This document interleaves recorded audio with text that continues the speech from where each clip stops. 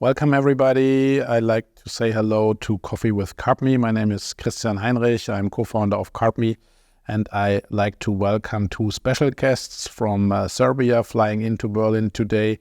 It's Eugeniu Osmochesc and Aleksandar Medjedovic from the International Finance Corporation. Warm welcome to you. Thanks that you could make it to Berlin to our office. Happy to be here. Welcome. Your IFC Group is part of the World Bank Group, and you will tell us today a lot about how the impact of climate change is from your perspective, how important climate change is from that perspective. And I'd like to start directly with that question, Eugeniu, to you. What does climate change, climate impact mean to your organization? But before you answer my question, it would be great if you could elaborate a little bit and explain what the IFC as part of the World Bank's group is doing and how you maybe also are supporting to the one or the other private and or public institutions. Thank you for having us. The World Bank Group, as we call it, is composed of a few organizations, which is the bank itself, the International Finance Corporation, then the IDA, International Development Association, the Guarantee Agency, as well as the Dispute Resolution Agency that we have. We call it the World Bank Group. The major difference between the organizations that we represent, IFC and the bank, is that we, as IFC, work with private sector, while the World Bank works with the public sector. So this is put it in a context. In general terms, the World Bank Group is the largest in the world financier of climate actions. Only during July 2022 to June 2023, we have invested 38.6 million in climate financing. And this is something which is always aligned with the Paris Agreement. And this is our modus operandi, the Paris Agreement. Of course, the work that we're doing is being supported by analytical underpinnings. Mm-hmm. So far, we have done 45 countries' diagnostics in terms of climate action and activities which need to be undertaken. Also, we have 14 billion in active investments in oceans in general, if talking about the climate action. At COP28, the World Bank Group has committed itself to 5 ambitious targets that we hope, if achieved, will definitely improve the situation, the state of affairs, as we call it. So number one is that we have devoted 45% of our own annual financing to climate by 2025. So it's 35% previously, it's 45% now. The second component is that over the next 18 months, as part of the blueprint for methane reduction, we'll help launch 15 national programs. The third component is dedicated to Africa, where 600 million Africans are currently without power. So we'll have 100 million people in 7 years as our target, which will access renewable energy as well. So everything is within the renewable energy. The fourth is the high integrity carbon credits that we intend to begin to hit the market during this period. So again, all stay the same targets. And the fifth is the climate resilient debt clauses that we'll be implementing. So, certainly we're not alone. There is a common approach of multilateral development banks together with EBRD, the Asian Development Bank, American Development Banks. And according to our data, we need per year a huge amount of financing if we're staying with 1.5 degrees increase of the temperature. So looking at the last report, we need 2.4 trillion in finance a year by 2030, and we do not count China here in developing countries. If, again, repeat myself, you stay at 1.5 increase in temperature. Oh, that's massive. Huh? Yeah, it is massive. And working with the private sector, again, that's being cascading from the policies that the bank is implementing together with the states, and then on the private sector, which has to be resilient and has to move ahead the train. Thanks for the insights and the description, because what you are mentioning is at the end that there's a cascading down from regulations and, let's say, macro view with World Bank and regulations and public governmental institutions, and then you are responsible also to support the private institutions with sustainable finance, etc. And as you have mentioned, there's a massive amount of money needed to become or to master the challenge of the sustainable transformation. So thanks a lot. Maybe right now I'd like to go one level deeper. So from a financial point of view of a company's perspective, how would you say, how important are carbon emissions and the reduction of carbon emissions already in order to keep in business in future for those companies? Do they understand it already? Do they see it as a bureaucratic thing, or do they see it already from a business perspective as a USP? As an example, if you are, for example, delivering as a company more eco-friendly products to your tier ones or to your OEMs, it could be a game changer, a USP for you in order to expand the business with a tier one and the OEM? Or is it more on that level, oh, I have no clue what the emissions are, it's just bureaucracy from Europe? It is both. Well, definitely we have to live on a livable planet, as we're saying. And from the company's perspectives, we're always looking into sustainable finance, basically, which will cascade into companies and assisting these companies. Is it happening or not? Not necessarily in all the countries. Definitely not. We see that about 45% of suppliers that were working together measuring, which is not measured, is not managed, unfortunately. And we have to work. Other regions certainly are worse. But Europe, 45%, almost half of the companies that were working as suppliers are not measuring the carbon emissions. So there is more that we need to do. And that's what we're doing, by the way, in the Western Balkans. Mostly these are the countries which are not part of the European Union, the former Yugoslavia and the existing Western Balkans, 6, as they're treated as a package by us, as a package by Brussels, by European Union and by others in terms of political sustainability, economical sustainability, human development. There are 6 countries of the Western Balkans. So we're working on a program implemented in partnership with the Swiss government, and we do see that our companies, most of our companies, do not carbon emission. They do not measure the carbon emission. So we're assisting them, but not only individually, but also in an augmented approach together with OEMs and tier one companies, which are big FDIs coming from Eurozone and beyond the Eurozone, with implemented activities in the Western Balkans. So there we're looking into the lowest tiers of supplies and the value chains in order to assist them to bring them to the standards. And it's not only the standards which exist in those countries, but also standards which are being parachuted from Brussels, from the European Union, the new legislation. It's very interesting what you are mentioning, because you're explaining it's definitely a complex topic, and it's also a different level of maturity, a different level of pressure points, I would say, due to the European legislation and laws, may it be CSRD, the Corporate Sustainability Reporting Directive, and also something is kicking in, CBAM, I will explain in a minute. The whole thing becomes not really more complex, but it's even harder to understand, especially if you have to understand it the first time. Because you first of all could think, okay, the CSRD is a European rule which applies for companies above 40 million revenue. But as I'm not a European production or manufacturing company, because I'm a non-EU company, it doesn't affect me. But, and this is the challenge, something like the carbon border adjustment mechanism, the carbon border tax for several categories like aluminium, steel, fertilizers, energy, hydrogen, etc., is connecting the CSRD and the emission trading system with the importers, which is then already affecting the non-EU companies.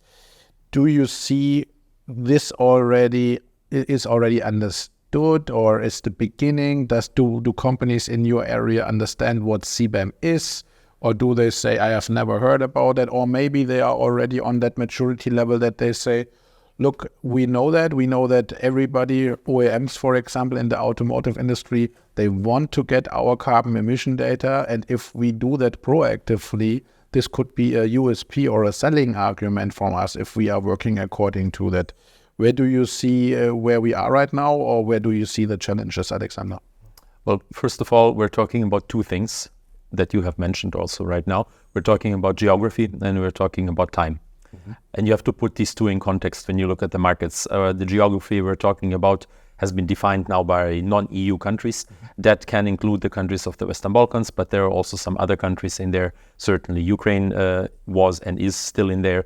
And there can be also understood going out of the European continent. So geography is very important. We have to look where those countries are and put it in context. When we look at the Western Balkans, those are countries that have infrastructure, European infrastructure. They're connected to the manufacturing centers of Germany or France or other countries. So they are in proximity. One could even think that they're part of Europe, but they're still not in the EU.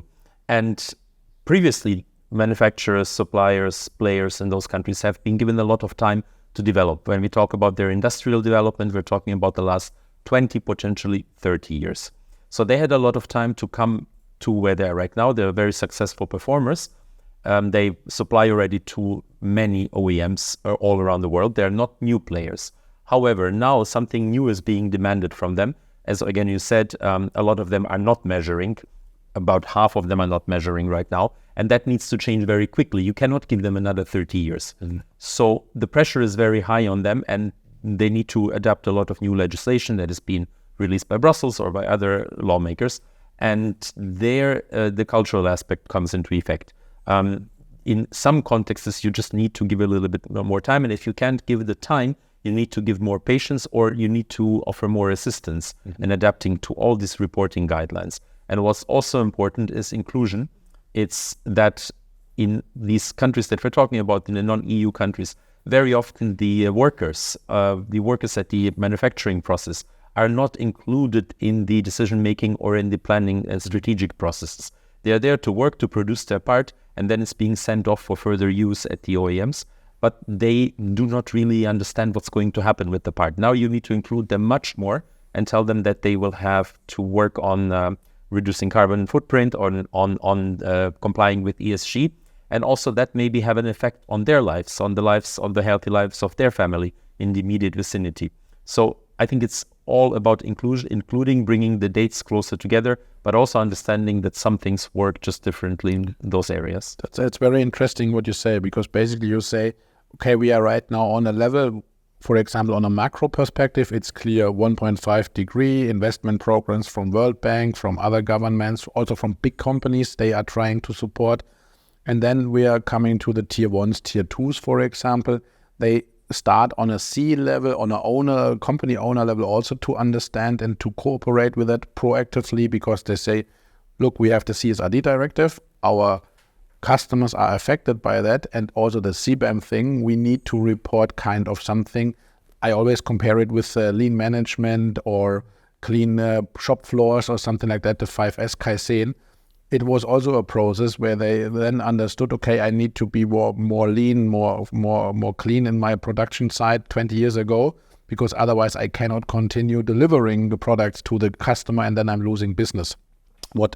Where we are right now, according to your statement, we are on that level that the business owners or the C level of the tier 1s and tier 2s understand that they need to do something, but it's not 100% already on the shop floor level, on the tactical level, that every worker understands how important it is. I'm just coming out of a call where we talk about product-friendly design, eco-friendly product design, where the engineers are already thinking about which material can I substitute, for example, which is better from an eco-friendly design perspective. Or purchasing departments say, look, if I'm purchasing the same material from a supplier who is using green energy in the production, that's much better for my product carbon footprint and for my carbon emissions.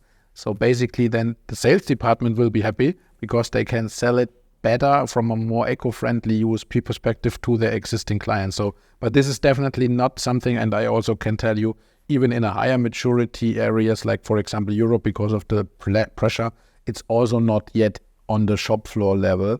There are some initiatives, circular topics, waste reduction topics, but from a holistic process standard, like we know it from lean management or Kaizen, we are definitely not yet there. And I guess it's even harder for, let's say, more developing countries to achieve it there.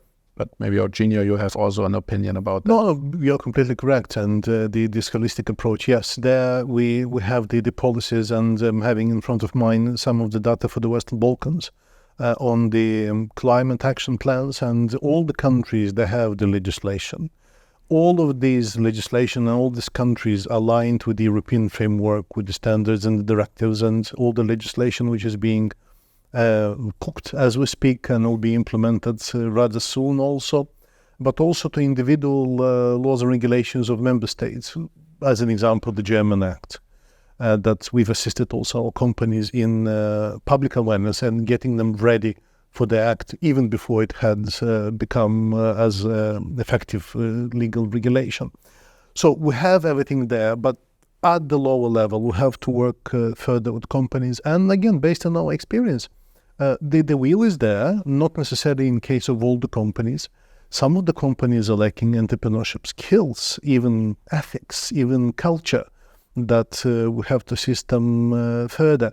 But what we could see, especially after the COVID, is that companies became more resilient. Those which were not willing to become resilient or showing resilience, they were just disappear from the scene. And that's all the hits that we've got in the Balkans, in Europe in general, and not only the COVID, but also the war afterwards in Ukraine, which disrupted supply chains. Mm-hmm. And we could see, Aleksandar was mentioning also a bit, we could see a shift of supplies from certain geographical areas to other geographical areas. And we can speak about the Western Balkans, definitely, where we have this flagship program of ours. But we could see these tectonic shifts also in other countries in the region.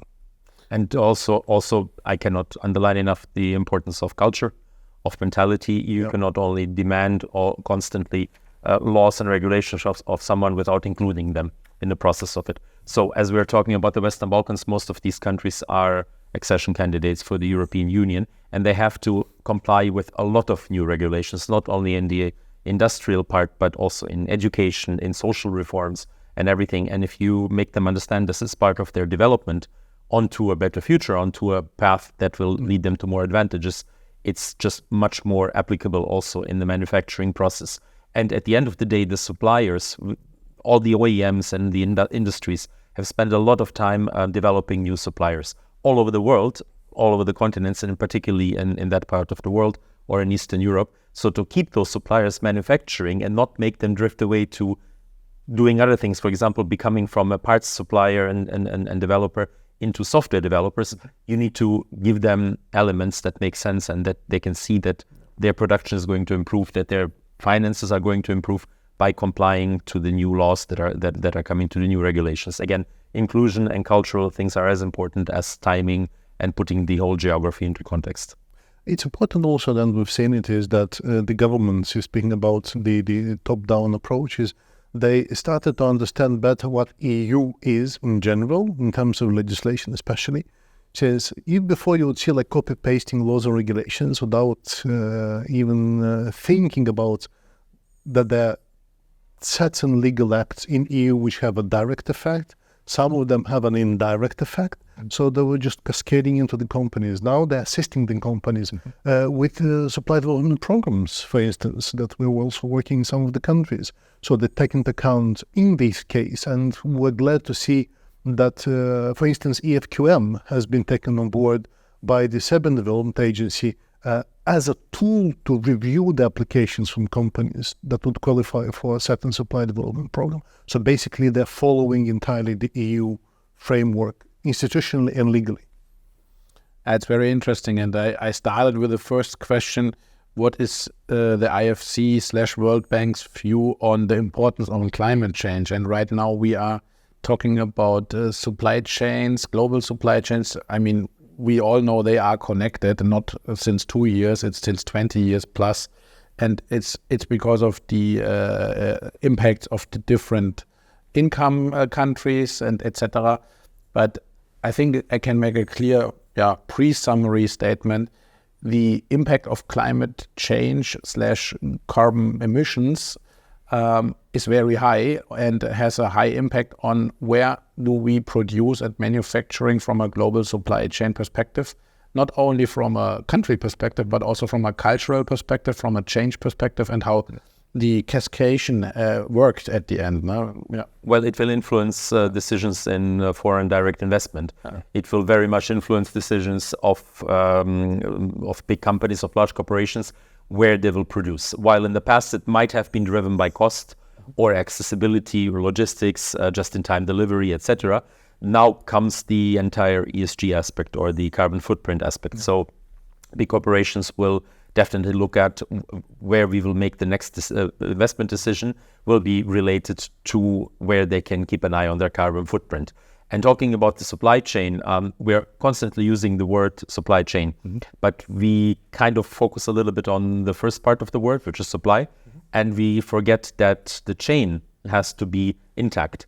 And to be intact and to deliver all the promises, among them the carbon footprint, you need to make those people who are working on the chain, on the supply chain, to be part of the chain. You cannot build a sustainable supply chain without including everybody and without making everybody understand who works on a supply chain that they need to make a personal effort also in the production process. So I think this is the whole, the whole development will be centered around let's all work together, and the countries, the regulations from Brussels or from other places are not against you, but they're there to include you in more supply chains, leading ultimately to more income, more production and higher production capacity. Yeah, we have a backbone. We have to have the flesh on the backbone. And speaking about the approach of the World Bank Group in this case is that it's not only the manufacturing that we're looking into from the climate perspectives. This is transport, this is agriculture, this is food supply chains, this is food security, this is Cooling. cities, cooling, disruptive technologies, everything. So that's the flesh on the backbone that we have to have in place in order to advance. But again, with that 1.5 degrees increase in temperature, with all the figures that we have and we have discussed today, is that if it increases above, then we have to reconsider again. Time is of an essence. I make a hypothesis which we can discuss maybe when we're sitting together 1 year from now together. So also you mentioned it. The money flow, the investment flow will go into that regions or countries who are eco-friendly from a production perspective, also from an energy perspective, because that's the root cause. If you have green energy in your country and your companies can use the green energy for the production, then they have better product carbon footprints, less carbon emissions. And this is then a positive circle, let's say. This is a hypothesis which we can discuss next year again, but I think you would also go with me already without from the data. But those discussions are connected from the bank investments or global investments, also from the funds which are at the end available globally, but then also from the penalty perspective, because on the tactical level, the companies are penalizing each other for selling or manufacturing eco-unfriendly products, because they get then later on taxed, and this is at the end the circle which is closing. No? Well, not only from the tax perspective, but also from the business perspective. They will have to understand that if they continue not measuring and not producing carbon friendly, they will have trouble getting financing. Already that's on the private commercial financing market, commercial banking market. You've been with us at the conference a couple of days ago in Belgrade, and not for anything. We had a finance expert on your panel, because it's closely related to receiving finance. The hypothesis is that without a decent carbon footprint, you won't be able to get a finance that is worth financing. Yeah. So I think that is also a very, very important thing to make them understand they won't get financing. To put it bluntly, they'll not be competitive. That's almost a nice statement for finishing up, but I want to use one last question to you, especially because of the different transformations. I mean, we had industrialization, globalization, digitization, all that stuff, be it also negative crises and external effects, financial crisis, COVID crisis, or different war crises we have to deal with. Business is global. We have global supply chains, and even if just Europe or someone else is starting with a regulation and they connect it with import and export, so at the end, this could be a new benchmark, a new premium way of producing, where the others are also developing towards too. I always compare it like coming back to the lean management initiative. There was never a rule, a regulation that every company has to produce according to lean management production principles. But it also worked out, because otherwise the business would not go. Last question, maybe in 2 or 3 sentences to both of you. What would be the biggest, or where do you see the biggest difference from a transformation perspective compared to the other ones? When we right now talk about the sustainable or the net zero transformation, where do you see the biggest difference, for example? I would say time. Whatever happens so quickly that we have to prove resilience. Companies have to prove resilience. Certainly it's not an easy task, but it's much easier for the governments to adopt policies. They have analytical underpinnings, they have scientists, but time is of essence for companies that have to be resilient. And here, to also mention the research and development centers that are open also in our countries, which do help companies. And these research and development centers are being opened by OEMs, by tier one companies together with the universities. So they're looking into the essence, into the education also of the future employees of these companies or universities, even for the public employees. But time is of essence. As never, we don't have this time, and we have to act quickly. And I would say digitalization. Digital development is going to help with this, but most players in the non-EU countries do not understand it. They think that if they have to measure their carbon footprint, they're going to do that by, literally speaking, getting on the roof and having a measurement, a physical measurement somewhere. They do not understand that the data that is already available for them is, and widely available, is going to measure their carbon footprint, and that they could contribute to a better result and to a faster result by providing more data. Still, people are hesitant to provide data about their companies, about their production process, about the raw materials, about everything. So the digital development will play a big part if you combine those two things, the R&D, the timings, the financing options with digital tools. It will go much faster and they'll achieve much better results. That's something that we've seen in Poland companies that we're working with, based on business reviews, that companies mostly are lagging behind on average on manufacturing operations, which would include digitalization of process, of information and processes. So it's not about the strategies, it's not about HR, it's not about supply chain management, it's about operations. And we could see it, from the moment companies have got access to financing, that they could improve the equipment, that they can buy new equipment, you could see the improvements in general processes. And that was like a huge difference that we could see on based on a couple of examples that we're working with. Yeah, but maybe with all the digital tools and all the measurement, it's, again, I'm coming back to the culture. It's always important to go there, to have a coffee with people, to sit down and to listen to their concerns, as we do here right now. Sit down with a cup of coffee and talk about things. Never forget that manufacturing in different countries is done in different ways.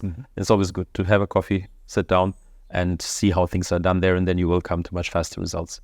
At the end of the day, even that button on the computer also is human press, isn't it? Yeah. And not necessarily artificial intelligence all the time. It's part of every transformation to have education and change. Yeah. So to summarize, basically time is the biggest difference, because we right now have clearly also fast-acting legislations. I honestly have never seen something like that fast. We are talking about digital transformation. There was 0.0 law. Either you are half digital or digital, whatever, you can choose by yourself, but you are not penalized if you are not digitalized. We also didn't see it, for example, for the industrialization, talking about lean management, there's also no law. But we got a law, get many laws, and there are coming even more laws right now. I would not say on a monthly basis, but almost. So time is the one thing. Then you mentioned it's very important to have resilience in the companies. So I am a big fan of Darwin, survival of the fittest, not the strongest, but the most adaptive company and person will survive. And there are always new challenges are coming up.